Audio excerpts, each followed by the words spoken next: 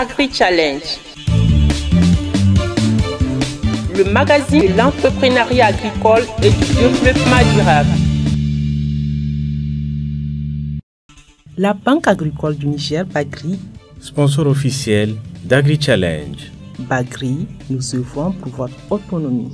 Chers téléspectateurs, bonsoir et très ravi de vous retrouver dans Agri-Challenge, le magazine de l'entrepreneuriat agricole et du développement durable. Dans ce numéro d'Agri-Challenge, vous aurez une édition spéciale sur l'approche participative des chaînes de marché. Organisée par le projet Consommation de produits de culture orphelines résilientes pour une alimentation saine, Crops at 4D, cet événement s'est tenu le mercredi 8 juin 2022 à Niamey. Crops at 4D a pour objectif d'améliorer les moyens de subsistance, la sécurité alimentaire et la nutrition des communautés rurales, en particulier les femmes. Il vise également l'utilisation durable de la conservation des variétés paysannes en se concentrant sur les espèces négligées et sous-utilisées et le respect d'approches agroécologiques. Cet événement a réuni une centaine de participants, dont entre autres les producteurs, consommateurs, transformateurs venus de Douti, Matankari et Dankasari, zone d'intervention du projet, ainsi que les consommateurs et les différents partenaires. D'une durée de 10 ans, le projet Crops at 4D est le fruit d'une collaboration entre 3 organisations internationales, à savoir SwissAid, l'Institut de recherche de l'agriculture biologique FAIBEG et l'Alliance Good Sovereignty in Africa, AFSA. Le Crops at 4D, consommation des produits de culture orphelines résilientes pour une alimentation saine, a identifié 12 espèces négligées et sous-utilisées Nice, à savoir le fonio, le wanzou, le sésame, l'amarante, l'arachide, le gingembre, la courge, le moringa, le gombo, l'oseille, l'oignon blanc, la goyave. Dans cette édition spéciale d'Agri-Challenge, nous vous amènerons dans les coulisses de ce premier événement sur l'approche participative des chaînes de marché organisée par le projet Crops at 4D. Ainsi, vous découvrirez les valeurs nutritives de ces 12 espèces négligées et sous-utilisées et les défis auxquels ces espèces font face. Restez avec nous, chers téléspectateurs, pour 30 minutes d'édition spéciale sur les 12 espèces négligées et sous-utilisées. A tout de suite. Agri-Challenge.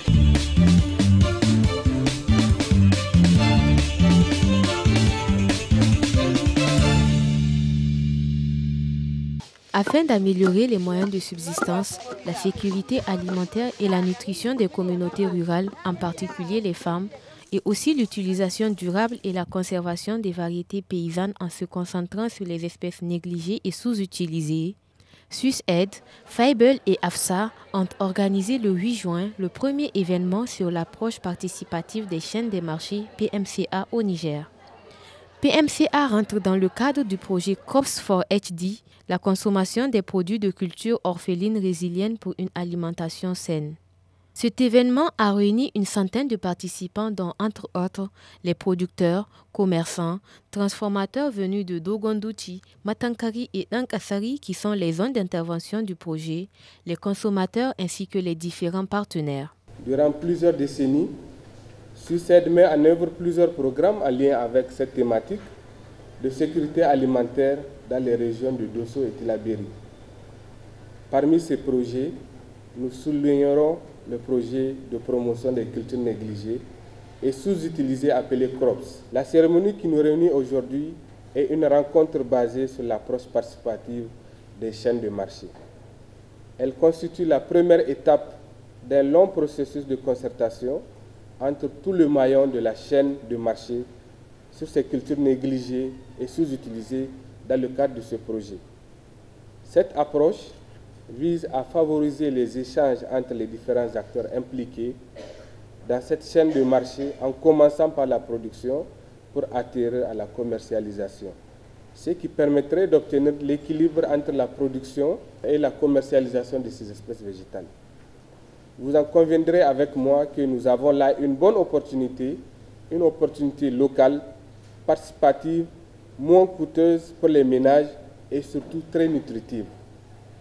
Je souhaite réitérer l'engagement de SwissAid et ses partenaires à accompagner les communautés locales pour une meilleure résilience, surtout dans ce contexte actuel tendues par diverses crises qui risquent de dégrader davantage le tissu économique de nos populations. Crops for HD est un projet de collaboration internationale de 3 ONG, SwissAid, l'Institut de recherche de l'agriculture biologique FIBEL et l'Alliance for Food Sovereignty in Africa, AFSA. Initié par le programme Global Sécurité Alimentaire, mis en œuvre en Afrique de l'Ouest au Niger, Afrique de l'Est en Tanzanie, Afrique centrale au Tchad et Asie du Sud en Inde, le Crops for HD vise à assurer la sécurité alimentaire. Le but de l'événement PMCA, c'est justement de développer le marché autour de ces cultures négligées. C'est notamment de créer aussi la synergie entre acteurs. Et c'est pour cela que vous êtes tous là. On n'a pas négligé le consommateur, le commerçant, le transporteur, le producteur. Bref, tous les acteurs qui sont là, c'est l'occasion pour vous d'être en contact, de créer des relations commerciales, mais aussi d'innover autour des systèmes alimentaires. Ce PMCA, pour nous, c'est aussi un défi. C'est un défi de revaloriser, de réhabiliter des cultures dites négligées. Et pas n'importe quelle culture. Des cultures produites dans des conditions saines. Des cultures qui peuvent assurer une nutrition, une sécurité alimentaire et qui peuvent booster l'économie du Niger.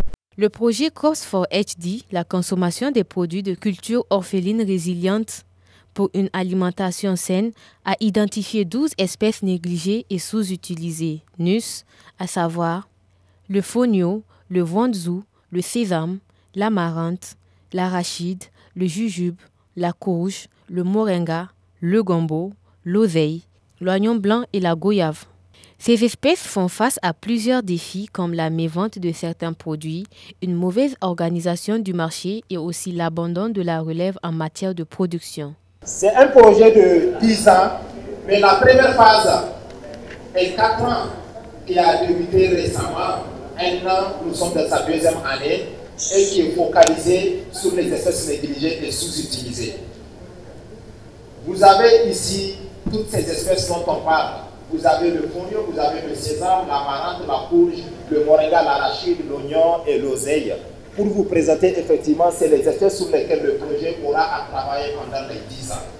Mais, comme on le sait que le projet c'est 10 ans, la première phase est 4 ans, nous avons pris soin de commencer avec 4 espèces cette année, 2022, pour nous permettre effectivement d'aller de plus en plus qu'on avance dans le projet et qu'on augmente les autres muscles.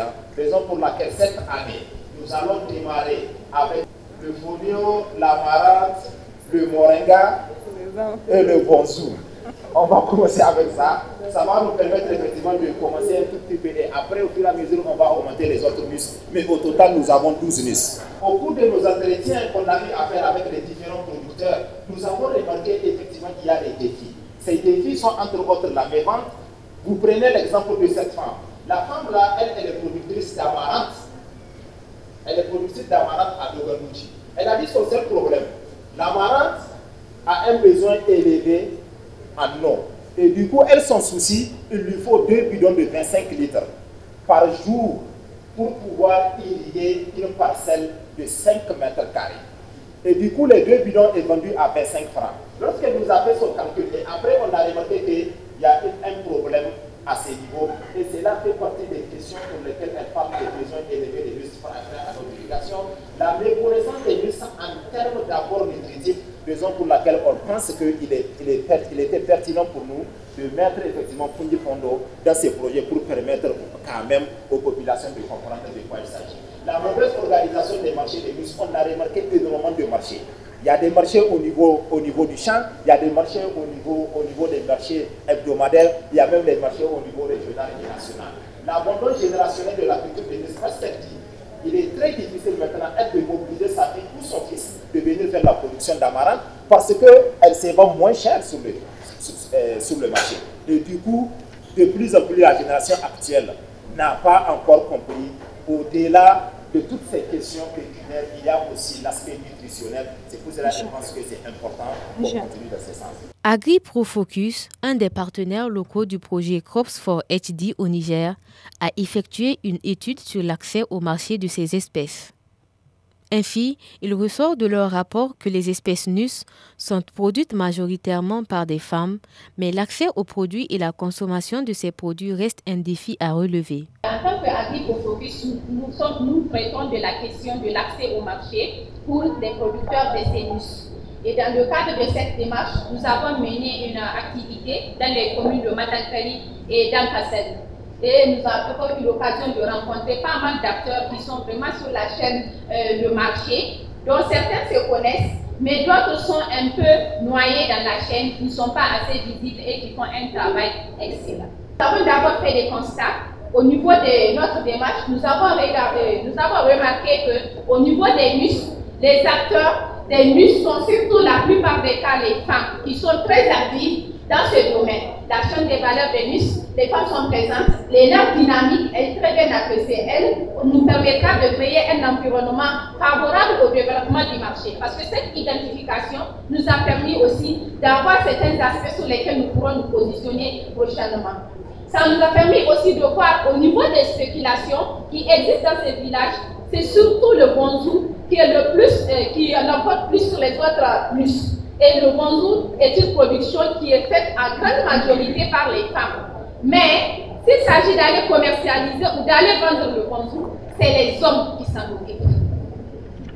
Nous avons aussi constaté qu'au niveau de la transformation de ces NUS, les NUS ne sont pas assez transformés. Il y a juste les questions de, comment on appelle ça, daolé à l'an. C'est ça qu'on a un peu remarqué. Mais il y a aussi des initiatives de plats à base de pâtes de bonzou qui existent, mais qui malheureusement sont restées au niveau d'une petite quantité de personnes qui la connaissent.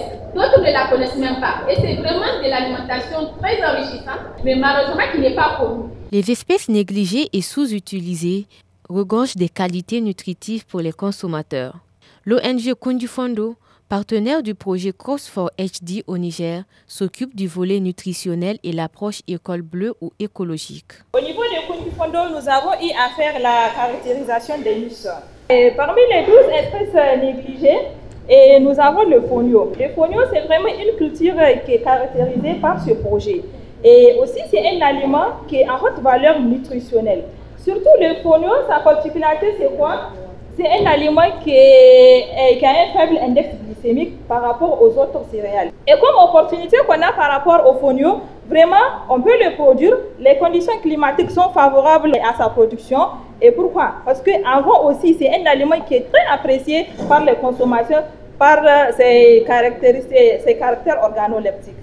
Et comme menace, il y a insuffisance des terres. Parce que la culture du fonio est délaissée en faveur des autres céréales comme le mil, le sorgho et ainsi de suite.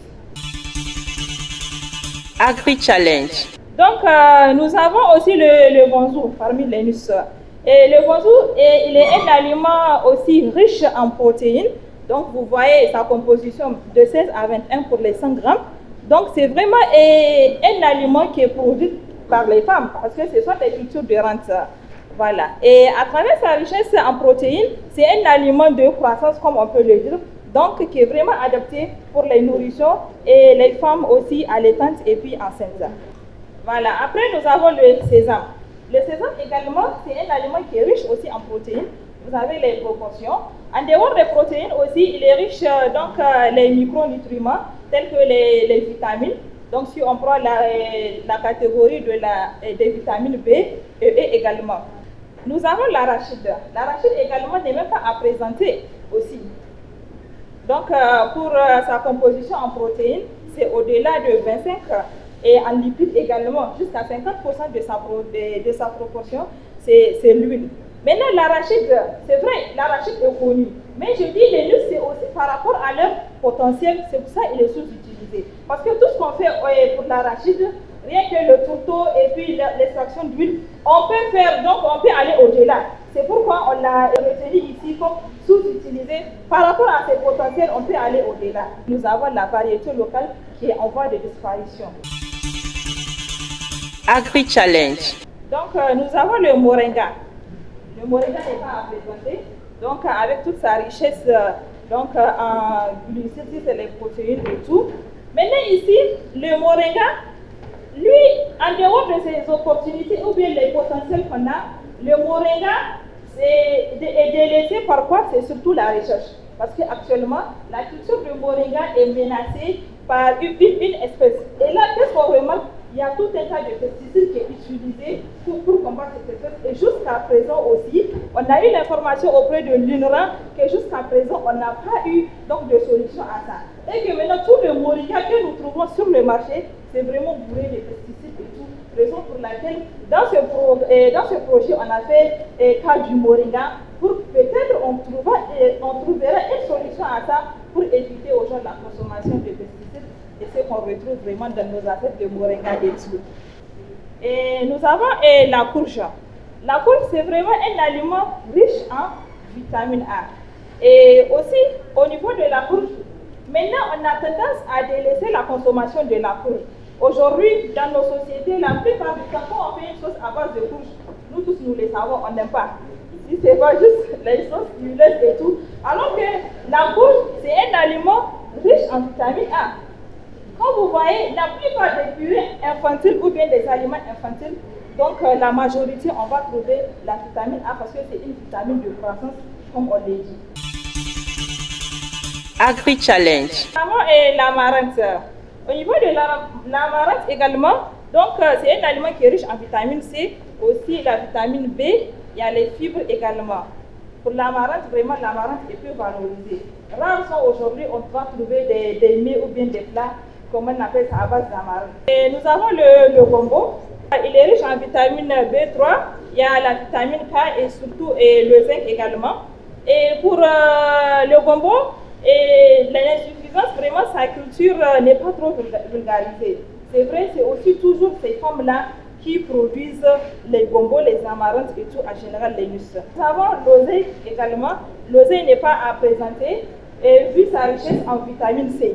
Et l'oseille, au-delà de ses feuilles, vous savez, il y a aussi l'autre espèce d'hibiscus que nous consommons généralement. Et lui aussi, en fonction de ses potentialités, il est vraiment mal utilisé, aussi négligé, si on peut le dire. Voilà, nous avons l'oignon blanc qui a été identifié. Pourquoi l'oignon blanc? Parce que l'oignon blanc, c'est l'oignon dont l'espèce est locale.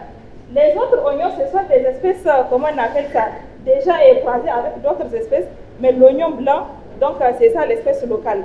Et comme opportunité, il est très apprécié parce que l'oignon blanc, facilement on peut le consommer parce qu'il a un goût sucré par rapport aux autres variétés d'oignons. Et parmi les fruits, nous avons la goyave. La goyave également, c'est un fruit qui est riche en vitamine C, donc et en fibres aussi. Le jujube aussi, c'est vraiment ce fruit-là que nous retrouvons sur le marché, mais bon nombre peut-être nous n'en consommons même pas, alors qu'il est riche en vitamine C, A et aussi le phosphore. Agri Challenge. Cette rencontre a permis aux producteurs de se familiariser et d'identifier les innovations potentielles en fonction des intérêts communs des parties prenantes. Ainsi, les participants ont été scindés en 3 sous-groupes pour parler de ces intérêts et identifier les défis auxquels ils font face. Moi, c'est Mme Nana Magatri, je suis venue de l'ONG Gatois. Nous sommes mis l'intérêt de notre participation, c'est mieux capitaliser. Je représente l'entreprise de transformation Fanta House. Notre intérêt était de venir faire connaître nos produits et aussi rencontrer des producteurs qui produisent les matières premières que lors de cet atelier, qui a un objectif global qui est l'approche participative de la chaîne de marché, nous a permis de constituer 3 groupes d'acteurs autour de 3 thématiques, dont les légumineuses et les céréales, les oléagineux, et un autre groupe qui a pu travailler autour des légumes et des feuilles, et un 3e groupe qui a travaillé autour des fruits. L'objectif de ce travail, c'est que ces groupes puissent identifier les opportunités qu'il y a dans la chaîne de marché, qu'il s'agit de la transformation, de la commercialisation, afin qu'ils puissent prioriser aussi des opportunités sur lesquelles une feuille de route sera mise en place pour que les acteurs puissent travailler autour de ces opportunités afin que la chaîne de marché soit développée. Au niveau des participants, nous avons quand même pas mal de catégories d'acteurs qui étaient présents, ce qui a fait que ce travail qu'ils ont eu à faire aujourd'hui et le résultat qu'on a eu à la fin de la restitution des travaux de groupe a constitué vraiment un résultat conséquent auquel on ne s'attendait pas, qui est allé même au-delà des résultats escomptés.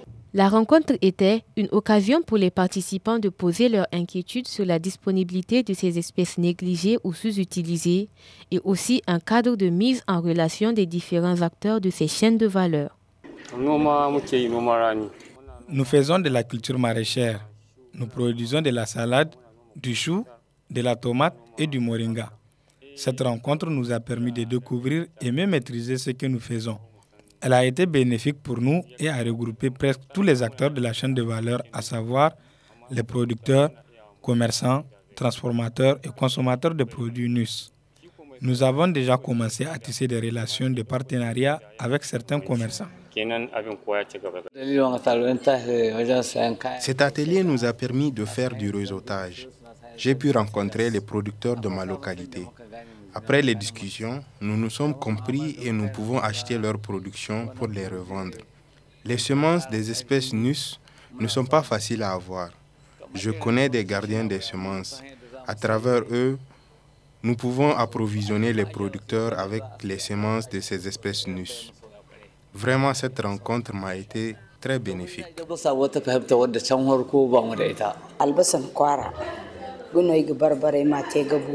Je transforme de l'oignon blanc. C'est une variété que nous cultivons depuis des décennies et il nous arrive souvent d'être à rupture de la sémence. Dans ces cas, nous nous ravitaillons chez les gardiens de semences ou chez certains producteurs du village de Goté. Certains producteurs aussi partent dans le village de Soukoukoutane pour s'en procurer, malgré que c'est des variétés différentes. Avec cette rencontre, nous allons être en relation avec les gardiens de semences qui peuvent nous ravitailler en cas de besoin. L'intérêt de cet atelier, ça nous permet d'être en relation avec les différents acteurs de la chaîne de valeur. Je suis de la transformation agroalimentaire.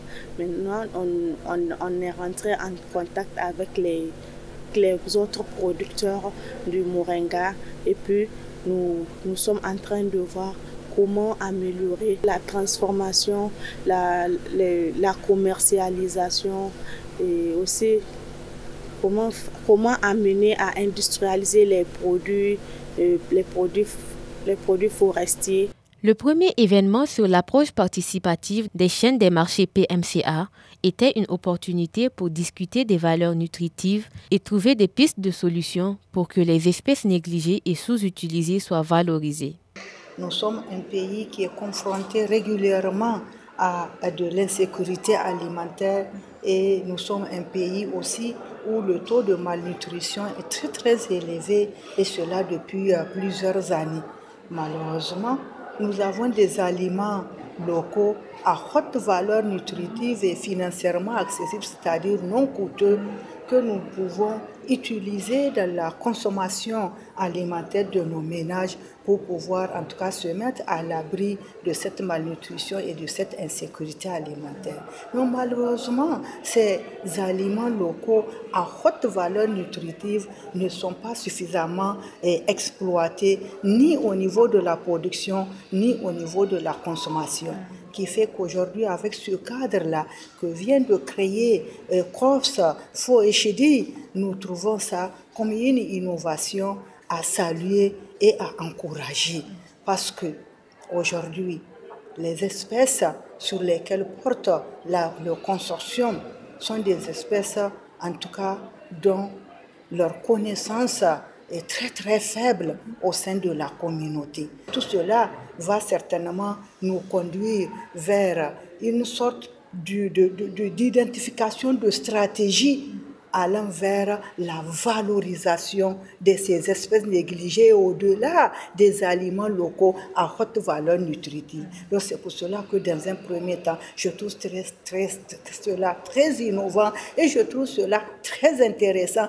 Cette rencontre permettra aux sous-groupes thématiques constitués de continuer les discussions sur les opportunités du marché, soit en présentiel ou en virtuel via les groupes WhatsApp créés. C'est l'un des objectifs aussi de cet événement du PMCA, parce que notre objectif c'est quoi? C'est pas que l'événement s'arrête aujourd'hui, le 8 juin, on a fait l'atelier, c'est fini. Non.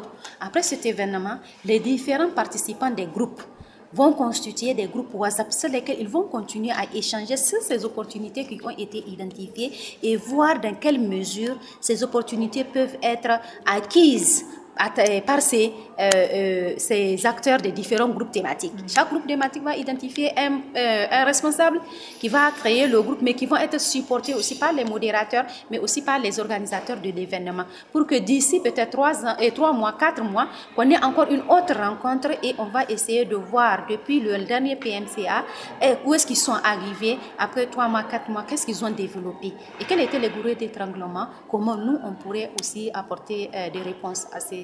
Ce premier événement sur l'approche participative des chaînes des marchés PMCA des 12 espèces négligées et sous-utilisées NUS a été une satisfaction totale pour les organisateurs. Les objectifs assignés ont été pleinement atteints.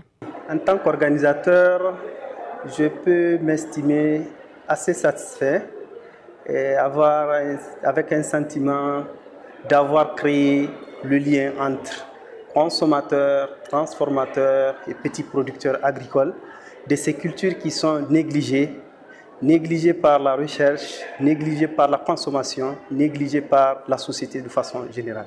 Donc pour moi, c'est quand même un grand pas ici au Niger d'avoir créé ce contact entre les différents acteurs. C'est un résultat assez important, c'est une satisfaction. Nous avions mis en relation plus de 150 acteurs et les acteurs ont bien compris les enjeux et ont pris le ferme engagement de continuer à travailler pour développer le marché autour de ces cultures dites négligées. Alors, pour conserver les acquis, les acteurs ont déjà pris le ferme engagement de poursuivre le processus de concertation, le lien entre eux. Donc, dans les promesses faites par les acteurs, ils vont continuer à se rencontrer de façon virtuelle à travers des groupes WhatsApp et éventuellement à travers notre soutien, nous allons soutenir ces acteurs pour créer des rencontres, pour continuer les réflexions de façon à créer l'innovation autour de ces cultures dites négligées. Et vous avez vu, il y a du potentiel au Niger, du potentiel allant. Vous avez vu des jus de Wanzhou, aux biscuits de Wanzhou, à plusieurs mets à base du fonio et autres.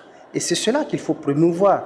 Et c'est cela notre identité, c'est cela notre culture en tant que Sahéliens, et c'est cela l'avenir qu'il faut changer dans ce contexte. D'une durée de 10 ans, le projet Crops for HD, consommation des produits de culture orphelines résilientes pour une alimentation saine, vise l'utilisation durable et la conservation des variétés paysannes en se concentrant sur les espèces négligées et sous-utilisées NUS et aussi le respect des approches agroécologiques.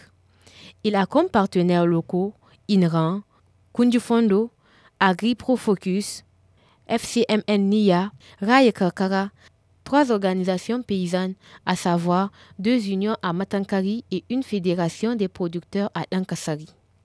Au cours de cet événement, des produits transformés issus des espèces négligées et sous-utilisées ont été exposés. Agri-Challenge. Chers téléspectateurs, j'espère que vous avez agréablement apprécié ce numéro d'Agri-Challenge consacré sur le premier événement sur l'approche participative des marchés de chaînes de valeur organisé par Crops H4D, consommation des produits de culture orphelines résilientes pour une alimentation saine. Pour tout renseignement, contactez-nous sur les adresses qui s'affichent sur vos écrans. Pour ceux qui sont à Zender, vous pouvez désormais suivre nos émissions Agri-Challenge, Business Challenge et Digital Sahel sur la télévision Gaskia. Merci d'avoir suivi cette édition spéciale d'Agri-Challenge. Au revoir.